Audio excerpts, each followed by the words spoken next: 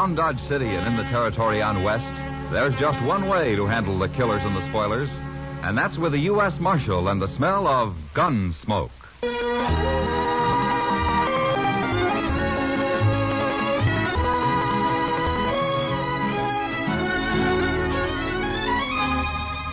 Gunsmoke, starring William Conrad. The story of the violence that moved west with young America. The story of a man who moved with it. Matt Dillon, United States Marshal.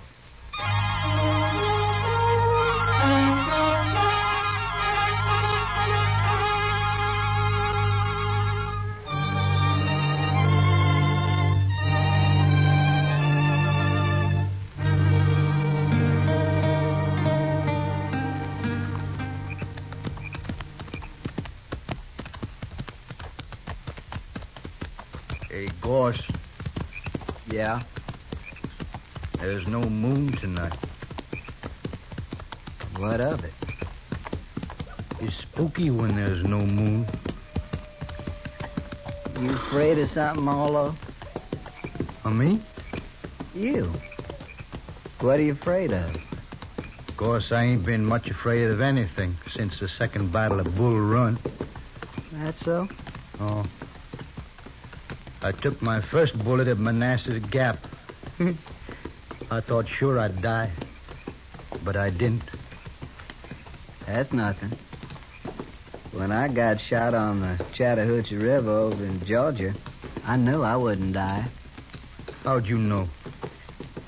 I just knew, that's all. Weren't you afraid? Afraid of what? Dying? I never been afraid to die. Well, I'm not afraid. Not anymore. Not since Bull Run. And what's all this about there being no moon, Orlo? I said I'm not afraid to die. I didn't say I'm not afraid of anything. Oh, shut up. Okay.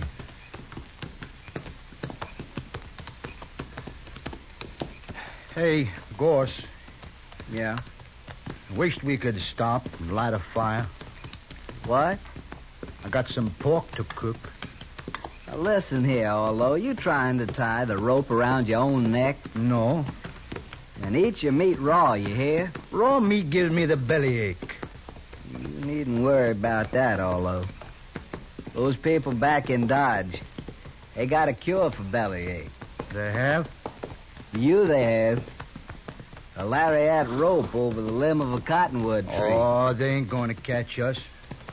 They will. You go building bonfires all over the prairie to cook your dang pork with. Well, I'll just build a little bitty Indian fire, Gorse. Oh, shut up.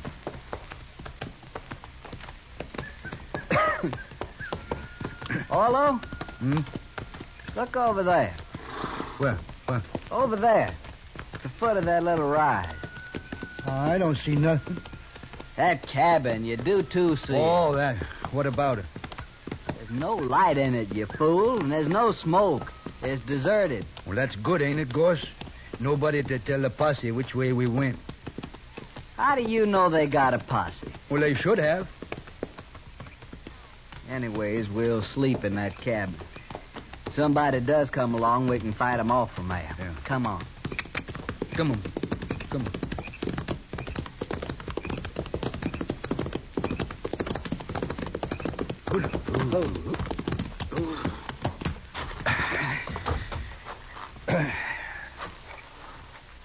It's big, ain't it, Gorse? Big enough for us, anyway. Come on, maybe there's some food inside.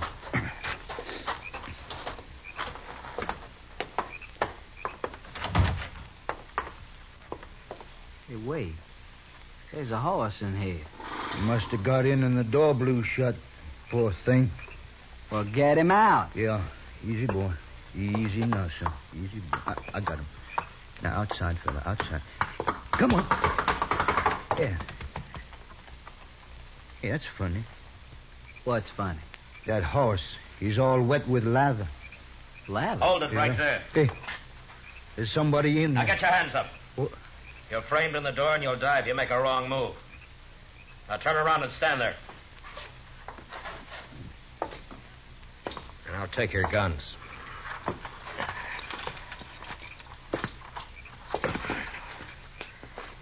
Who are you, mister? All right, get outside. Slow.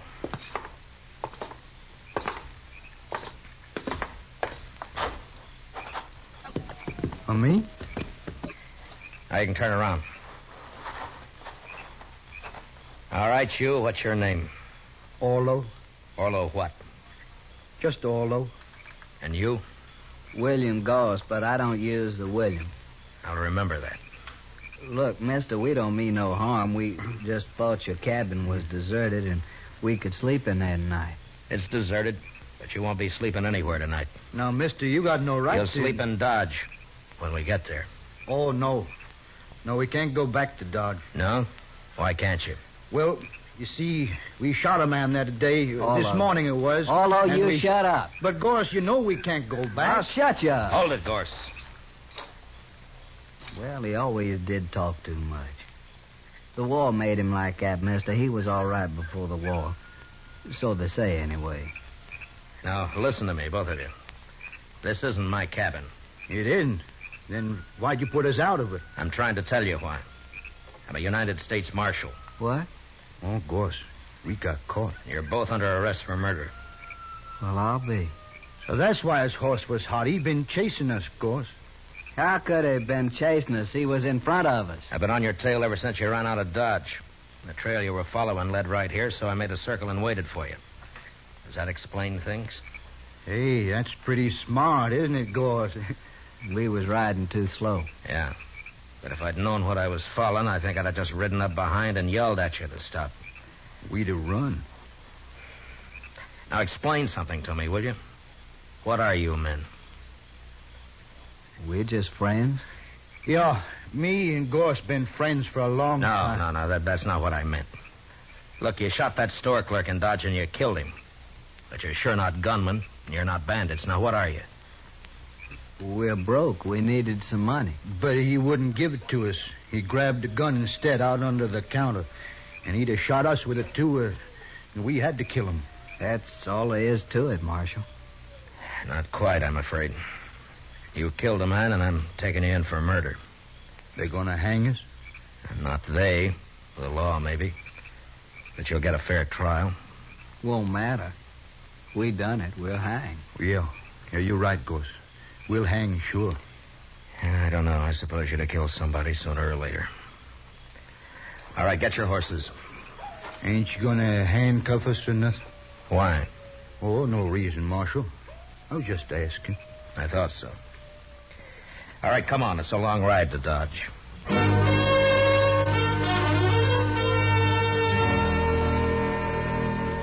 It took all night to ride back to Dodge. But I didn't have to watch my prisoners any more than if they'd been a couple of riders I'd thrown in with on the trail. Maybe it was all their years in the war, in the Army, that made them do whatever I, as a marshal, told them to do. The idea of not obeying me never occurred to them. Next morning, I had Chester lock them up, and then I went off to get some sleep. About noon, I got up, ate something, and dropped into the Texas Trail. Sit down, Matt. Yeah, sure, Kitty. I hear you brought in those murderers. Yeah, I did. Well, aren't you glad? Yeah, sure, Kitty. I'm glad. Well, they're the ones, aren't they? You got the right men. Yeah, they're the ones. They did it. Matt, sometimes I don't know... Kitty, they're just a couple of not very bright men who've had too much war. I guess they just got used to killing. I don't think it means anything at all to them. Well, then they're what? not mean, and they're not vicious. They're just kind of loco. Well, that's what makes them dangerous, I guess. Marshal Dillon? Yeah. I hear you brought in two men this morning, Gorse and Orlo. No?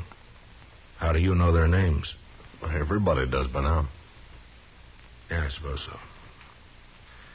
so. They didn't do it, Marshal. What? They're innocent. They didn't kill that clerk. Who are you, mister? My name is Blaine, George Blaine. All right, Blaine, what's this all about? Oh, what I said, Marshal. They're innocent. You see, I and Ned and Lou, well, over there at the bar, We saw him just leaving Kelly's stable when that shooting took place. Would you swear to that in court? Why, sure, Marshal. How come you arrested him anyway? Well, I'll tell you, Blaine. They shot a man.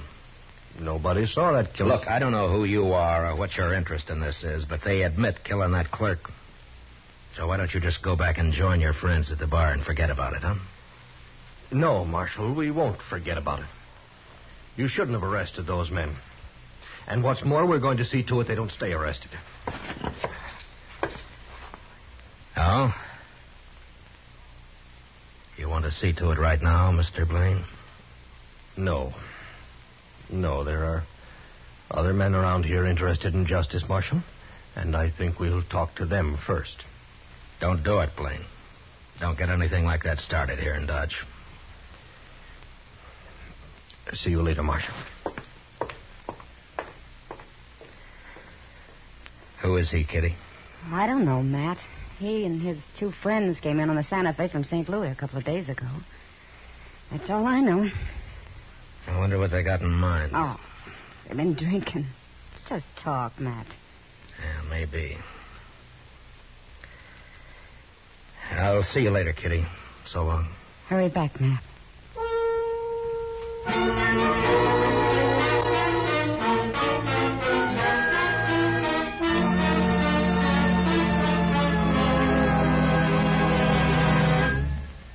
We will return for the second act of Gunsmoke in just a moment. But first, tomorrow night, CBS Radio's Escape dramatizes a romantic conflict titled El Guitarrero, which means the guitarist.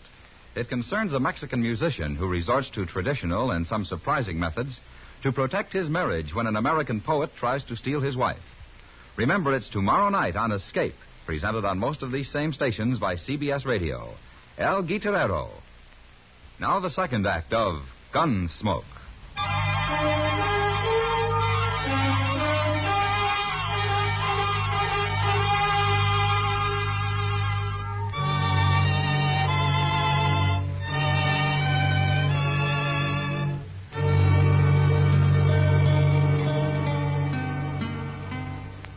No, sir, Mr. Dillon, that fella come here, but I wouldn't let him talk to prisoners. Was he alone, or did he have his two friends with him, Chester? Oh, he was alone, sir. Yeah. But I did notice a couple of men waiting around outside now that you mention it. You, haven't heard anything about this Blaine or his friends the last day or so, have you? No, sir. Nobody's mentioned them. Around me, anyway. Well, it sure stumps me. You think maybe they're going to cause trouble, Mr. Dillon? I don't know, Chester. They might try, but it'd be easier to stop if I knew what was behind it. Yes, sir.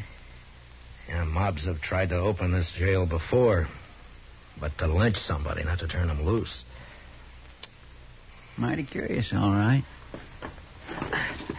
Now, Chester, I'm going to have a talk with the prisoners. Maybe they might know something. Well, it's worth a try, sir. Yeah.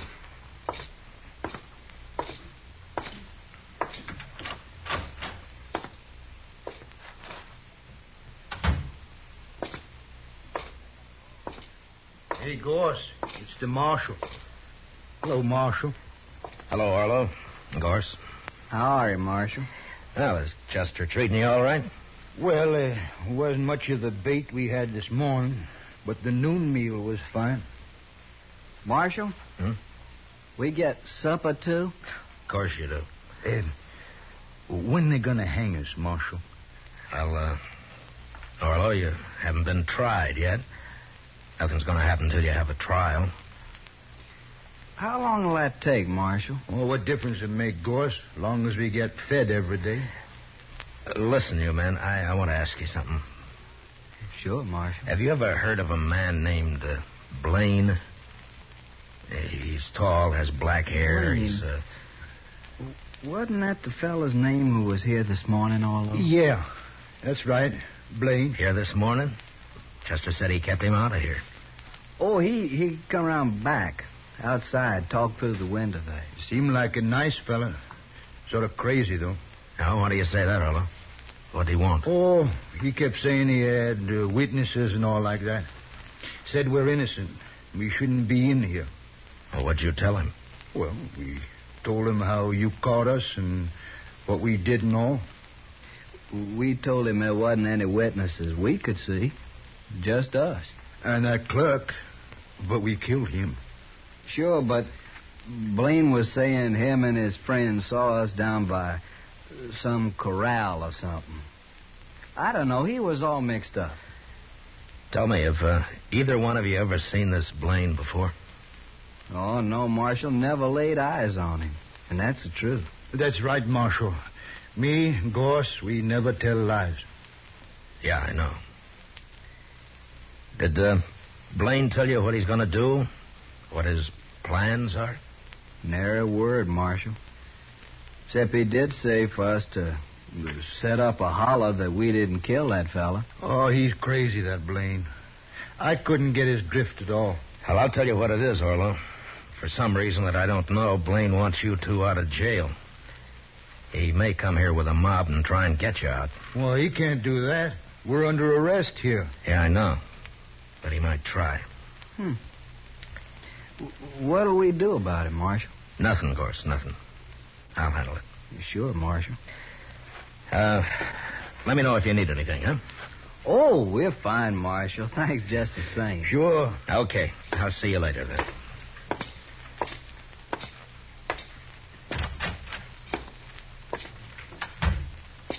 Hello, Doc. What are you doing here? I heard there might be some excitement, Matt. Oh, you did, huh? Yeah, right here at the jail, too. Give Doc a gun, Chester. We can use another man. Name your preference, Doc. Shotgun or rifle? You sit right where you are, Chester. I'm not a gunfighter. My work begins where you fellas leave off. Well, you may have a busy evening, Doc. But I hope not. You never can tell, Matt. But I take things as they come. Yeah, I know. Mm-hmm. I better go and get my office cleaned up. If anyone gets shot, you send them right up there.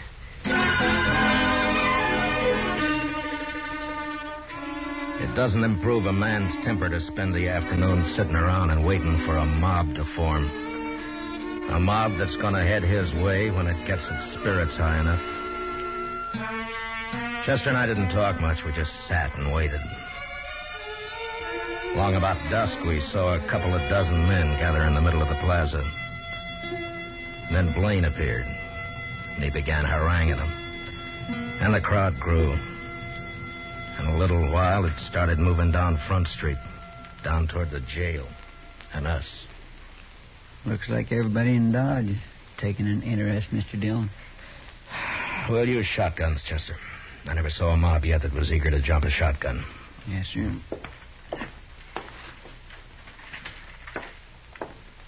Here's yours, Mr. Dillon. Thanks. Well, let's go meet him outside, Chester. All right, sir.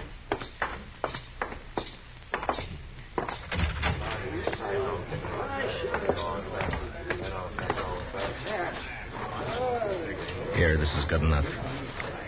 Pretty big crowd coming, Mr. Dillon. Yeah, maybe most of them are just curious. I sure am, anyway. What do you mean, sir? Well, I haven't got this Blaine figured, that's all.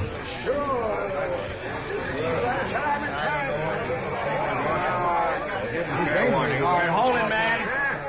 Hold it, man. I'll see if I can talk some sense into the marshal first.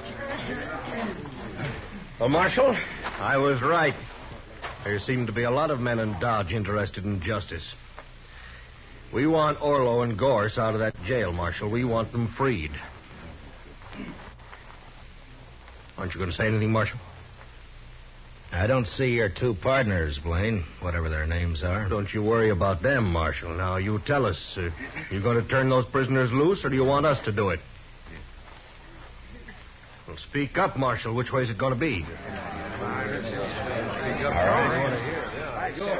All right. Now, you've all heard Blaine's story. He claims he and his friends saw Orlo and Gorse at Kelly's stable when the shooting took place. Now, that's pretty good evidence that they didn't kill that clerk. And it could be true. I'm going to go inside and I'm going to talk to him about it. I'll give you my answer in half an hour. Now, is that fair enough? Yeah. A half hour will just about do it, Marshal. I think it will, Blaine. But no matter what you decide, we're going to turn them loose. Isn't that right, man? Chester, keep an eye on Blaine. Don't let him leave here if you have to shoot him to keep him around. Yes, sir, but I don't understand why Just do as I say, Chester. Yes, sir.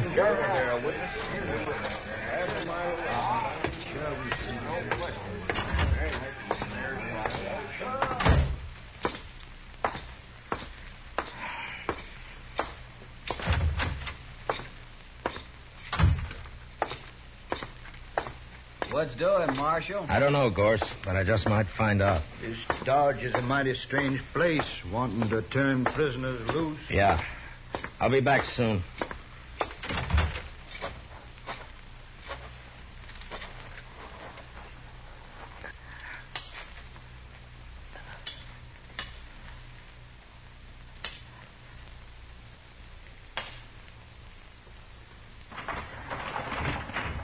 Matt!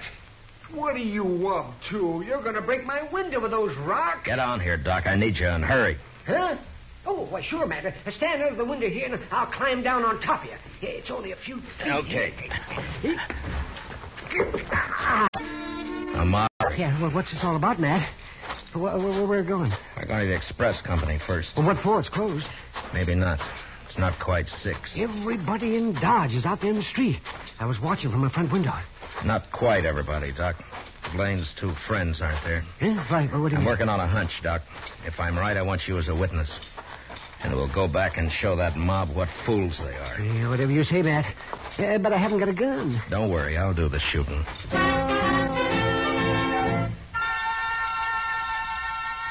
We reached the rear of the express company, and I took a quick look through the window. The single room was deserted. And the only other place would be the bank, if I was right. And I was. 2 horses were tied to a tree outside the back entrance, the door of which was ajar. I made Doc get around the corner of the building where he'd be safe. And I stood close to the door and waited. In about 5 minutes, I heard him coming out. Let's get that mask off.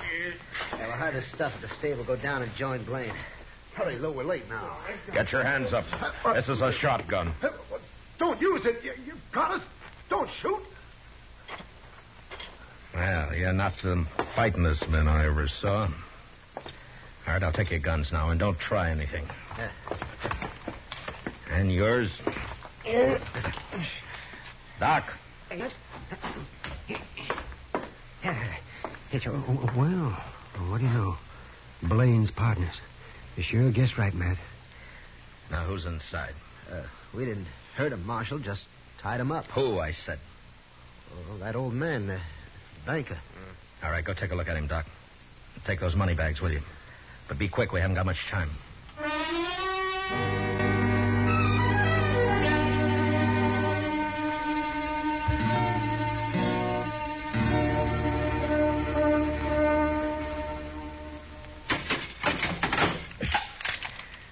I'll have company for you shortly, gentlemen, so you just sit quiet, huh?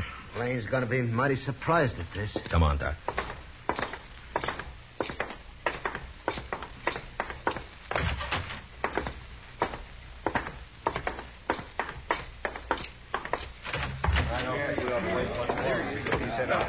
My gracious, I thought you was never going to come out, Mr. Dillon. Well, Marshal, are you going to be smart? Are you going to turn them loose? You're under arrest, Blaine. What? Marshal, don't be a fool. You aren't arresting anybody. Is he, man? Tell them who I just locked up, Doc. All right. That's right, man. Marshal just arrested Blaine's 2 friends. What? You make one move and I'll cut you in half, Blaine. All right, go ahead, Doc. I was right there with him. Caught him up the street, raiding the bank. They're locked up inside right now. Well, they're no friends of mine. We've been drinking together, that's all. And besides, I wasn't anywhere near that bank. I was right here. Yeah. You men saw me here. And you got nearly everybody else in town here, too, Blaine. So your partners could work unmolested. Take his gun, Chester. Yes, sir. All right. All right. All right, you men. Now, you've made fools enough of yourselves for one evening. Now, you go back where you came from and stay there. Now, go on. Let's go back to fishing. Inside, Blaine. Your friends are waiting for you.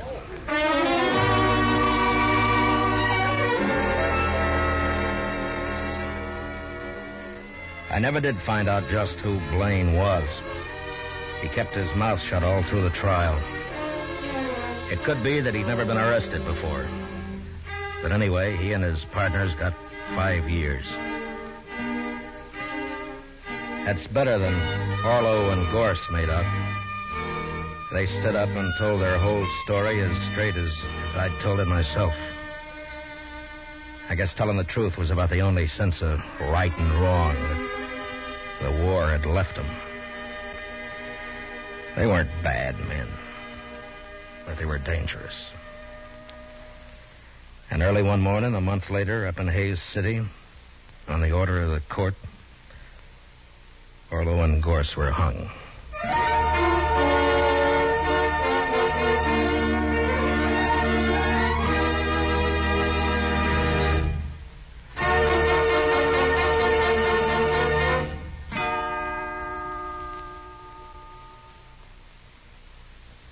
Gunsmoke, under the direction of Norman MacDonald, stars William Conrad as Matt Dillon, U.S. Marshal.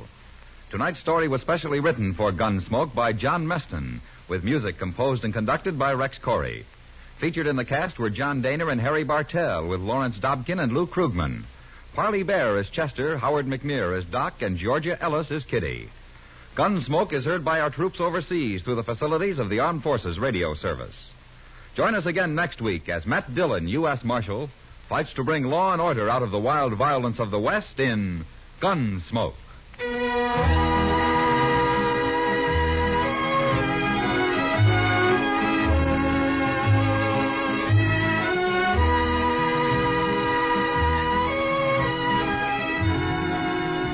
This Monday evening, Dan Daly and Deborah Paget are the stars in Deadline USA, a dramatic thriller adapted from the movie and presented by your Lux Radio Theater. It's an action-filled story of a newspaper man's struggle against hoodlum elements in his community, one that leads to dangerous reprisals on the part of the mobsters. Remember, this Monday night over most of these same stations, CBS Radio offers Deadline USA on your Lux Radio Theater. George Walsh speaking. America is cooking with 14 million kitchen radios and listens most to the CBS Radio Network.